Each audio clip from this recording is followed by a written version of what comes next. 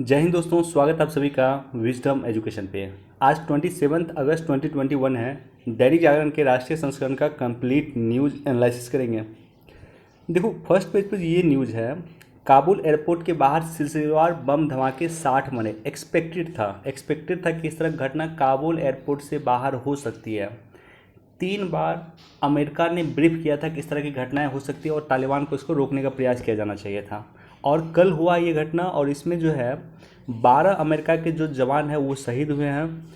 और काफ़ी तीखी प्रतिक्रिया अमेरिका के राष्ट्रपति जो बाइडेन के द्वारा दिया गया। इस घटने की जो जिम्मेदारी लिया है आईएसआईएस ने लिया है। आईएसआईएस ने इस घटने की जिम्मेदारी लिया है।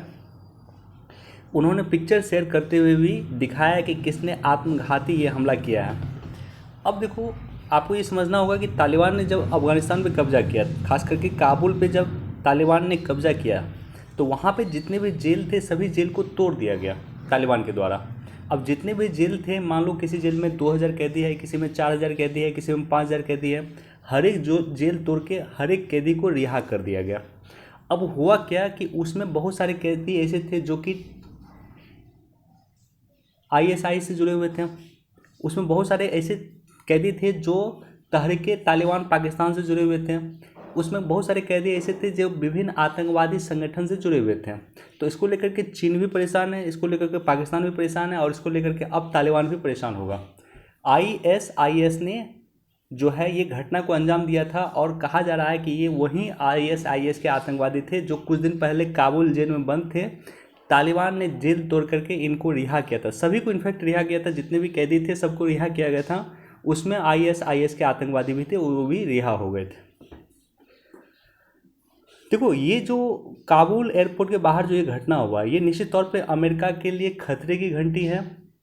और अमेरिका के लिए खतरे की घंटी नहीं कहूँगा, कि अमेरिका का वैश्विक स्तर पे जो प्रभाव था पहले, वो अमेरिका का घट रहा है। इस घटना दृष्टिगोचर होता है। इससे इस घटना से ये शो होता है कि अमेरिका का वैश्विक प्रभुत्व काफ़ी कम हो गया है। अब देखो, यहाँ पे दूसरा न्यूज़ इसी से संबंधित है कि राष्ट्रीय सुरक्षा से तय हो गया अफगान नीति। ये हमारे देश के विदेश मंत्री जी का कहना है कि राष्ट्रीय सुरक्षा इंपॉर्टेंट हमारे लिए, और राष्ट्रीय सुरक्षा के माध्यम से ही अफगान नीति हम तय करेंगे। देखो, सीबीआई ने दर्ज किए बंगाल में चुनाव के बाद हिंसा के 9 केस। तो बंगाल में जो चुनाव हुआ था उसके बाद जो हिंसा हुई थी उससे संबंधित 9 केस सीबीआई ने दर्ज किया। बस एक फैक्ट मैं आपको बताना चाहता हूँ यहाँ पे। देखो, ये जो सीबीआई ने मैटर दर्ज किया है या केस दर्ज किया है, ये सीबीआई को अनुमति दिया है कलकत्ता हाई कोर्ट। मैंने आपको बताया था कि जब भी हाई कोर्ट या सुप्रीम कोर्ट सीबीआई को किसी मैटर की जांच के लिए अनुमति दे, हाई कोर्ट या सुप्रीम कोर्ट सीबीआई को किसी मैटर की जांच की अनुमति दे, तो वैसे कंडीशन में सीबीआई अगर जांच करेगी तो संबंधित राज्य सरकार से उसे परमिशन लेने की ज़रूरत नहीं पड़ेगी। यानी सीबीआई अगर यहाँ पे जांच करेगी तो वेस्ट बंगाल गवर्नमेंट से उसे परमिशन लेने की ज़रूरत नहीं पड़ेगी। लेकिन अगर केंद्र सरकार या राज्य सरकार के आग्रह पे सीबीआई कोई मैटर इन्वेस्टिगेट करती है, जैसे मान लो सुप्रीम कोर्ट ने कहा कि आप बंगाल के मैटर को जाकर के इन्वेस्टिगेट कीजिए, सीबीआई को कहा, सीबीआई अगर बंगाल के मैटर को जाकर के इन्वेस्टिगेट करेगी केंद्र सरकार के अनुमति के बाद, तो वैसे कंडीशन में उसे राज्य सरकार की सहमति लेनी पड़ेगी। वैसे कंडीशन में उसे वेस्ट बंगाल गवर्नमेंट की सहमति लेनी पड़ेगी। लेकिन जब हाई कोर्ट या सुप्रीम कोर्ट सीबीआई को आदेशित करे, तब उसे किसी भी तरह की कोई सहमति किसी भी राज्य से लेने की जरूरत नहीं है। अब देखो, ये जो न्यूज़ है, ये न्यूज़ के बैकग्राउंड काफ़ी इंपॉर्टेंट है। 38 करोड़ संगठन श्रमिकों को मिलेगी सामाजिक सुरक्षा, सोशल सिक्योरिटी। सबसे अधिक इम्पॉर्टेंट एक टॉपिक है जो लगातार इम्पॉर्टेंट है पिछले 2-3 वर्ष से, और लगातार इम्पॉर्टेंट आने वाले 2-3 वर्ष भी रहेगा। ये टॉपिक है लेबर रिफॉर्म्स, श्रम सुधार, लेबर रिफॉर्म्स। भारत में लेबर रिफॉर्म्स के लिए क्या क्या किया जा रहा है, और बहुत सारे काम किए गए हैं, उसी का एक पार्ट इसको भी कर सकते हो। भारत में जितने भी लेबर रिफॉर्म्स का काम किया गया है उसी का एक पार्ट है ई श्रम पोर्टल। ई श्रम पोर्टल लॉन्च किया गया है। ये जो पोर्टल है, इसके माध्यम से क्या होगा कि पंजीकरण आपको करवाएंगे, जो श्रमिक है वो पंजीकरण करवाएगा। पंजीकरण करवाने के बाद उसे एक यूनिवर्सल अकाउंट नंबर जारी किया जाएगा। श्रमिक को दुर्घटना की स्थिति में 2 लाख रुपए का बीमा दिया जाएगा। सबसे इम्पोर्टेंट क्या है यहाँ पे कि जो कोरोना महामारी के समय में केंद्र सरकार या राज्य सरकार श्रमिकों की मदद करना चाहती थी, हमारे यहाँ सबसे अधिक श्रमिक काम करते हैं असंगठित सेक्टर में। लगभग 45 करोड़ श्रमिक हमारे यहाँ असंगठित सेक्टर में काम करते हैं। तो ऐसी कंडीशन में इन श्रमिकों का हमारे पास डाटा नहीं है। केंद्र सरकार या राज्य सरकार कोरोना के समय में इसकी मदद करना चाह रही थी, लेकिन डाटा की कमी के कारण ये मदद नहीं कर पा रही थी। तो इसलिए डाटा कलेक्शन भी इससे हो पाएगा। अगर हम ई श्रम पोर्टल लॉन्च किए तो इससे डाटा कलेक्शन भी हो पाएगा। एक मोबाइल से 4 श्रमिक अपने आप को रजिस्टर कर सकते हैं। देखो, श्रम सुधार की बात हुई तो सबसे इम्पॉर्टेंट एक फैक्ट याद रख लेना कि भारत में जितने भी कानून थे श्रम को लेकर के, 44 कानून थे, 44 कानून भारत में श्रम को लेकर के थे, लेबर को लेकर के थे। न्यूनतम मजदूरी अधिनियम, समान पारिश्रमिक अधिनियम, उसके बाद जो है मातृत्व अवकाश अधिनियम, बहुत सारे अधिनियम थे। तो 44 लेबर लॉ थे टोटल। अब इस 44 लेबर लॉ को सिर्फ 4 लेबर कोड में कन्वर्ट किया गया। यानी जो 44 कानून थे, इस 44 कानून की जगह अब हमारे पास सिर्फ 4 कानून होगा। एक कानून जो होगा वेतन को लेकर के होगा, पहला कानून। दूसरा कानून जो है सोशल सिक्योरिटी, सामाजिक सुरक्षा को लेकर के होगा। तीसरा कानून इंडस्ट्रियल रिलेशन को लेकर के होगा, औद्योगिक संबंध को लेकर के होगा। और चौथा कानून जो होगा व्यावसायिक सुरक्षा, स्वास्थ्य और कार्य को लेकर के होगा। तो बेसिकली ये 4 ही कानून होंगे और ये चारों यहाँ पे तो विधेयक दिख रहा है, लेकिन वास्तविक में ये पास हो चुका है संसद के द्वारा। तो ये कानून इनफैक्ट बन चुका है। तो अब हमारे पास सिर्फ 4 कानून होंगे 44 कानून की जगह। पहला कानून होगा वेतन, मजदूरी के संबंध में या वेतन के संबंध में। दूसरा कानून होगा सामाजिक सुरक्षा के संबंध में। तीसरा होगा औद्योगिक संबंध के और औद्योगिक संबंध, इंडस्ट्रियल रिलेशन के संबंध में। और चौथा कानून होगा व्यावसायिक सुरक्षा, स्वास्थ्य और कार्य के संबंध में। समय मिलेगा तो मैं लेबर रिफॉर्म्स पे डिटेल से एनालिसिस कर दूंगा। देखो, ये जो है सत्ता बदलने पे राज्यों में राजद्रोह के मामले दर्ज होना दुर्भाग्यपूर्ण। ये जो राजद्रोह का मैटर है ये लगातार चर्चा में रह रहा। पिछले 2-3 वर्ष से लगातार चर्चा में है राजद्रोह का मैटर। और राजद्रोह का जो मैटर है ये आता है आपको आईपीसी की धारा 124A के तहत। अंग्रेजों के ज़माने का ये राजद्रोह का मैटर है। ये कानून जो है ये अंग्रेजों के ज़माने का था। सर्वोच्च न्यायालय ने टिप्पणी किया था कि ये अंग्रेज ने बनाया था राजद्रोह का मैटर। आईपीसी 124A अंग्रेज के द्वारा बनाया गया और अंग्रेज ने अपने हिसाब से ये बनाया था। यानी अंग्रेजी सरकार के खिलाफ कोई कुछ ना बोले, इसलिए अंग्रेज ने इसे बनाया था। इसे खत्म किए जाने की आवश्यकता, ये टिप्पणी सर्वोच्च न्यायालय के द्वारा भी किया गया, विधि आयोग के द्वारा भी किया गया और कई सारी कमेटी के द्वारा किया गया है कि इसे खत्म किया जाए। बावजूद इसके आज तक ये चल रहा है। तो सर्वोच्च न्यायालय का जो ये टिप्पणी है इसको लेकर के नीचे भी न्यूज़ है, वहाँ पे मैं डिस्कस कर दूंगा।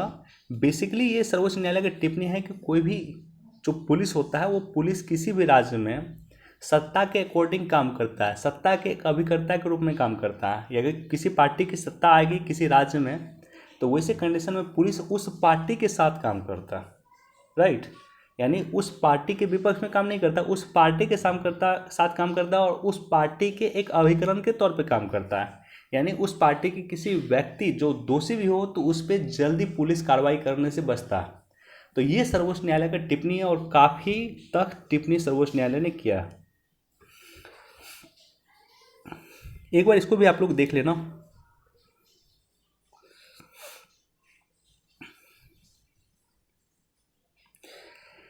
देखो, मालाबार सैनिक अभ्यास शुरू हो गया। मालाबार अभ्यास के बारे में सबसे पहले तो ये जानो कि 1992 से ये शुरू हुआ। 1992 में शुरू हुआ था। इंडिया और यूएसए के बीच में एक द्विपक्षीय नौसैनिक अभ्यास था। यानी भारत और यूएसए की सेना जो है इसमें पार्टिसिपेट करती थी। 2015 में इसमें जापान शामिल हुआ तो त्रिपक्षीय हो गया और 2020 में इसमें ऑस्ट्रेलिया शामिल हो गया तो ये चतुर्पक्षीय हो गया। अब ये देखो, चारों जो देश हैं इंडिया, यूएसए, जापान और ऑस्ट्रेलिया, चारों इसमें शामिल हैं मालाबार एक्सरसाइज में। और चारों किसका पार्ट है? चारों क्वाड का पार्ट। चारों किसका पार्ट है? क्वाड का पार्ट है। यानी मालाबार सैन्य अभ्यास को वर्तमान में जो हो रहा है मालाबार सैन्य अभ्यास, इसको दूसरे लफ्जों में आप कह सकते हो कि ये क्या है? ये क्वाड सैन्य अभ्यास भी है। इसे क्वाड सैन्य अभ्यास के रूप में भी इसे देखा जा सकता है। और यही कारण है कि यहाँ पे जो है चीन तिलमिला गया। यहाँ पे देखो, चीन जो है काफ़ी सख्त रिएक्शन किया है जो ये सैन्य अभ्यास हो रहा है। और ये सैन्य अभ्यास कहाँ हो रहा है तो लोकेशन भी देख लेना। 2021 का जो मालाबार सैन्य अभ्यास हो रहा है ये हो रहा है गुआम तट पे। गुआम का जो तट है गूगल पे आप लोग सर्च करना गूगल मैप पे और देख लेना इसका लोकेशन एग्जैक्टली। ये अमेरिका का नियंत्रण क्षेत्र वाला गुआम तट है, वहाँ पर ये हो रहा है और ये हो रहा है प्रशांत महासागर में, पश्चिमी प्रशांत महासागर में। एक बार इसको भी देख लेना आप लोग। देखो ये काफ़ी इंटरेस्टिंग न्यूज़ है। 9 जजों की नियुक्ति एक साथ मैंने नहीं देखा काफ़ी दिन से सर्वोच्च न्यायालय में, पिछले 5 वर्षों तो मैंने नहीं देखा है। जब से मैं पेपर को समझना शुरू किया हूँ तब से मैंने नहीं देखा। तो 9 जजों की नियुक्ति एक साथ सर्वोच्च न्यायालय में किया गया और टोटल जजों की संख्या अभी 33 हो गया, 33। सर्वोच्च न्यायालय में टोटल जजों की संख्या 34 हो सकता है, तो काफ़ी जज हमारे यहाँ कम थे, तो टोटल अभी 33 जज हो गया, एक जज अभी भी कम है। 34 जज हो सकते हैं सर्वोच्च न्यायालय में, 9 जजों की नियुक्ति किया गया और उसके साथ अब जजों की संख्या सर्वोच्च न्यायालय में हो गया 33। तो ये अधिक इंपॉर्टेंट नहीं, अधिक इंपॉर्टेंट है कि 34 जज मैक्सिमम सर्वोच्च न्यायालय में हो सकता है, ये जानना।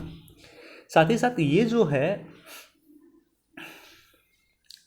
जो महिला आपको दिख रही है, ये लेडी जस्टिस जो है जिसका नाम है जस्टिस नागरत्ना। जस्टिस नागरत्ना जो है इसका जन्म 30 अक्टूबर 1962 को हुआ था। 2027 में इम्पॉर्टेंट क्या है कि 2027 में जस्टिस नागरत्ना भारत की प्रथम महिला सर्वोच्च न्यायालय चीफ जस्टिस बन सकती हैं। भारत की प्रथम महिला सर्वोच्च न्यायालय की चीफ जस्टिस बन सकती है 2027 में जस्टिस नागरत्ना, राइट। दूसरा देखो कि ये जो है भारत के पूर्व प्रधान न्यायाधीश थे वेंकट रमैया, तो ये वेंकट रमैया की बेटी है। और वेंकट रमैया के बारे में जब आप पढ़ोगे तो संविधान समीक्षा आयोग का गठन किया गया था। संविधान समीक्षा का आयोग का गठन इसी की अध्यक्षता में किया गया था, वेंकट रमैया की अध्यक्षता में किया गया था 2002 में।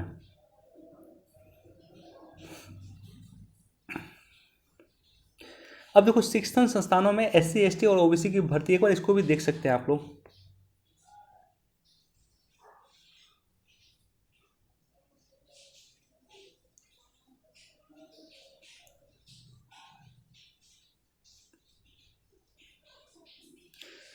देखो फर्स्ट पेज पे जो मैंने न्यूज़ पढ़ा आपके लिए, सर्वोच्च न्यायालय की जो टिप्पणी कि पुलिस किस तरह से राज्य में जो सत्ता पार्टी है उसके अभिकर्ता के रूप में काम करता है, तो ये उसी से संबंधित न्यूज़ है। बाकी अगर आप देखोगे पुलिस रिफॉर्म्स काफ़ी इंपॉर्टेंट है आपके लिए, पुलिस रिफॉर्म्स के बारे में आपको पता होना चाहिए।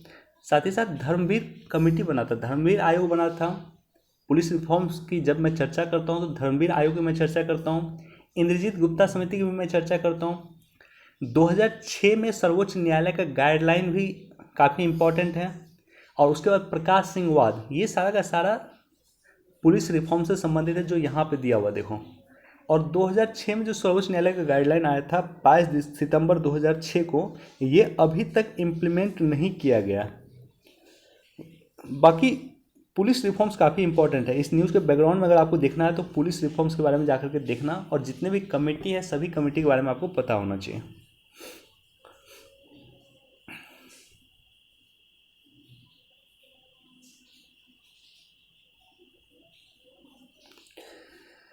देखो यहाँ पे अमेरिका का कहना है कि अफगानिस्तान से बाहर निकलने का सिलसिला 31 के बाद भी जारी रहेगा। तो ये अमेरिका के विदेश मंत्री ने कहा है कि 31 के बाद जो बाइडेन ने कहा था कि 31 अगस्त तक ही हम अमेरिका पूरी तरह से अफगानिस्तान से बाहर निकल जाएंगे, ये अमेरिका के विदेश मंत्री का कहना है कि हम 31 अगस्त के बाद भी वहाँ से अपने लोगों को निकालने का सिलसिला जारी रखेंगे।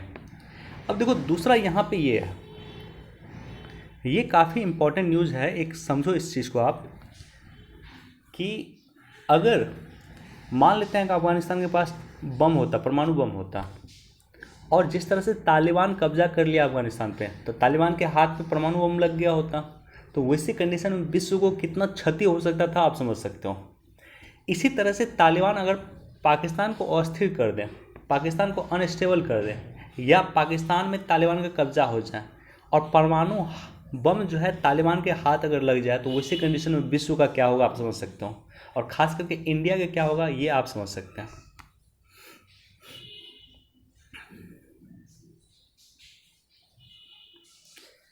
अफगानिस्तान से मिले सबक एक बार देख सकते हैं, बहुत ज़्यादा इम्पोर्टेंट नहीं है लेकिन एक बार ज़रूर पढ़ना चाहिए।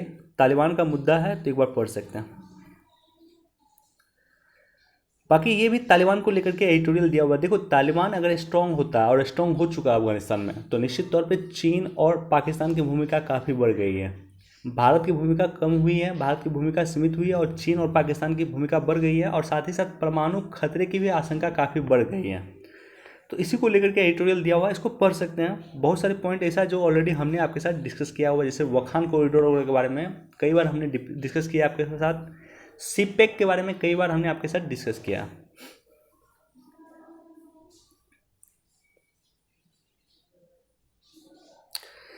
देखो, यहाँ पे ये तीनों न्यूज़ है, तीनों न्यूज़ को एक बार आप लोग देखें।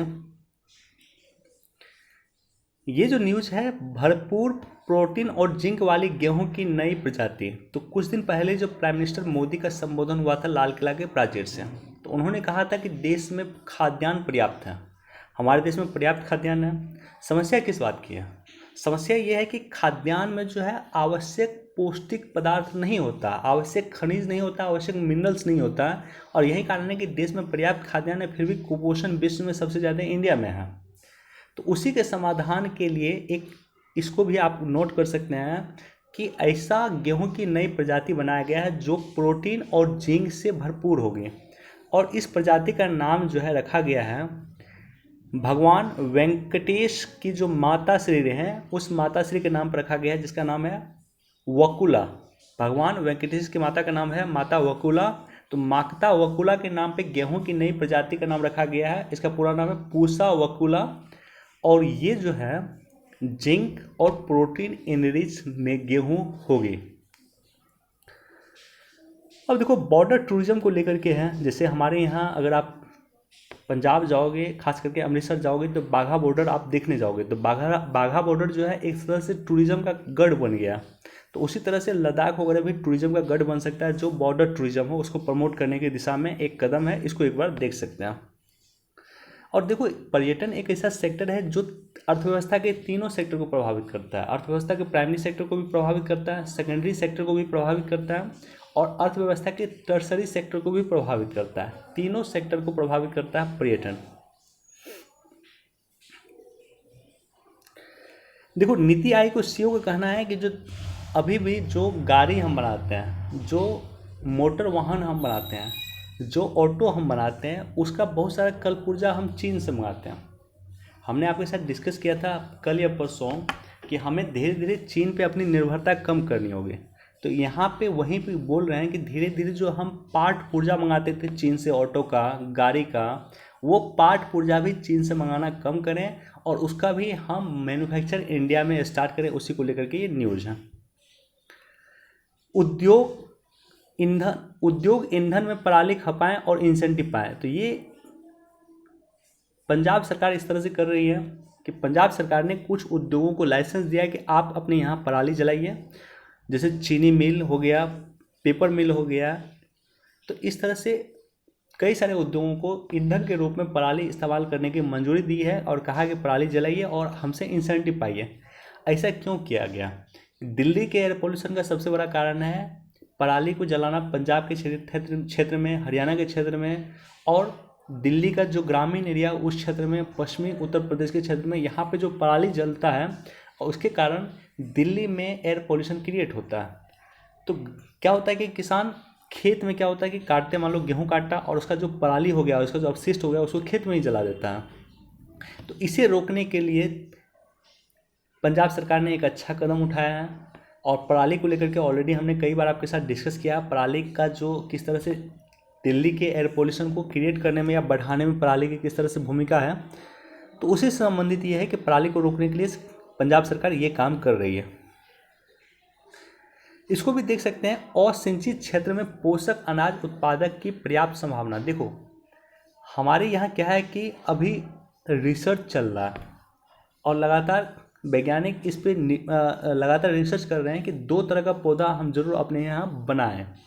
एक पौधा होना चाहिए जो कि आपको बाढ़ प्रोन पौधा होना चाहिए, यानी बाढ़ में भी वो पर्याप्त खाद्यान्न उत्पादन करके दे, और दूसरा पौधा होना चाहिए कि जो ड्रोन प्रोन एरिया में हो, यानी जो सूखा प्रभावित क्षेत्र में भी पर्याप्त मात्रा में खाद्यान्न उत्पादन करके दें। तो बाढ़ प्रोन पौधा और सूखा प्रोन पौधा दोनों हमारे देश में होना चाहिए, इसको लेकर के ही ये उसी से संबंधित ये आर्टिकल है। अब देखो यहाँ पे ये जो न्यूज़ है ये काफ़ी इंटरेस्टिंग न्यूज़ है। हमारे देश में खाद्यान्न का दो ऐसा सेक्टर है जिसमें बिल्कुल हम आत्मनिर्भर नहीं है। एक तो हो गया दाल। दाल के बारे में काफ़ी इंटरेस्टिंग है कि दाल का भारत विश्व में सबसे बड़ा उत्पादक है। विश्व में दाल का भारत सबसे बड़ा उत्पादक है। सबसे बड़ा उपभोक्ता भी दाल का भारत विश्व में है और सबसे बड़ा आयातक भी है। यानी हम आयात भी सबसे अधिक विश्व में दाल का करते हैं। हम सबसे अधिक उत्पादन करते हैं, सबसे अधिक खाते हैं और सबसे अधिक आयात भी करते हैं दाल का। दूसरा है तेल। हम जितना खाद्यान्न उत्पाद विश्व से मंगाते हैं, विश्व से आयात करते हैं, उसमें सबसे अधिक पैसा खर्च करते हैं हम तेल पे, पाम ऑयल वगैरह पे। तो तेल को लेकर के कुछ दिन पहले सरकार एक योजना लाई थी। तो इसी के तहत जो है देखो हाइब्रिड बीजों से बढ़ेगा तेल का पैदावार, इसी से संबंधित ये न्यूज़ है। कुछ दिन पहले हमने आपके साथ डिस्कस किया था कि सरकार 11,000 करोड़ रुपए 11,000 करोड़ रुपए की सरकार इन्वेस्ट कर रही है तेल को लेकर के। तेल में आत्मनिर्भर किस तरह से बने उसको लेकर के। देखो यहाँ पे एक मैं थोड़ा सा जानकारी बस आपको दे देता हूँ। मेरा नाम कोई विवाद नहीं करे नीरज चोपड़ा। हुआ क्या है कि अभी देश भर में कुछ विवाद चल रहा है, कुछ लोग विवाद क्रिएट कर रहे हैं, खास करके सोशल मीडिया यूजर वगैरह। जेवलिन थ्रो में जब आप जाते हैं, भाला फेंक में जब आप जाते हैं, तो वहाँ पे अपने घर से आप भाला लेके नहीं जाते हैं। वहाँ पे क्या होता है कि जो आयोजक होता है, जैसे ओलंपिक में क्या हुआ है कि जो आयोजक था वहीं वहाँ पे भाला रखता है। मान लो यहाँ पे सब भाला रखा हुआ है, आपका जो मर्जी है वो भाला लीजिए, जाकर के फेंक आइए। और फेंकने के बाद जो है लगभग 4 राउंड में फेंका जाता है। जैसे एक बार मान लो 10 खिलाड़ी हैं, 10 खिलाड़ी जाकर के पूरा एक बार फेंक लिए, उसके बाद सेकेंड राउंड में फिर 10 खिलाड़ी हैं, पूरे जाकर के वो फेंक लिए, थर्ड राउंड में भी फेंक लिए, फोर्थ राउंड में भी फेंक लिए। तो घर से भाला ले जाते नहीं है। अब क्या हुआ कि नीरज चोपड़ा ने जिस फर्स्ट राउंड में जिस भाला का प्रयोग किया था, उसी भाला को शायद सेकेंड राउंड में जो है पाकिस्तान के जो है नदीम सरवन हैं, जो पाकिस्तान के भाला फेंकने वाले खिलाड़ी हैं, अरशद नवीन है सॉरी, वो सेकेंड राउंड में उसी भाला का प्रयोग किया। तो कोई इशू नहीं है, यहाँ पे भाला रखा हुआ है, जिसको जो यूज़ करना है वो करें। उसके बाद नीरज चोपड़ा ने कहा कि मैं फर्स्ट राउंड में इस भाला का प्रयोग किया हूँ, आप मुझे दे दें। तो उसने उस भाला को ले लिया और उसी को जाकर के फेंका। तो यहाँ पे ऑलरेडी सब भाला रखा हुआ है, कोई भी भाला यूज कर सकता है। तो ये कोई भी यूज कर सकता है, ऐसा नहीं कि वो इंडिया का भाला है या पाकिस्तान का भाला है, कोई भी भाला यूज कर सकता है, कोई भी खिलाड़ी, इस पर कोई रिस्ट्रिक्शन नहीं है। और इसी को लेकर के विवाद है, कुछ लोग ट्रोल करना शुरू किए पाकिस्तान के जो खिलाड़ी हैं अरशद नवीन को, क्योंकि उसने भारत के खिलाड़ी का भाला लिया। ऐसा नहीं कि भारत के खिलाड़ी का वो भाला नहीं था, राइट। नीरज चोपड़ा को वो पर्सनल भाला नहीं था। तो इसको लेकर के विवाद खड़ा नहीं करना चाहिए। जानकारी कम होता है, इसी के संबंध में विवाद होता है। चलो, वीडियो देखने के लिए धन्यवाद, थैंक यू सो मच। हमारे पास इतना ही न्यूज़ था। चलिए, धन्यवाद।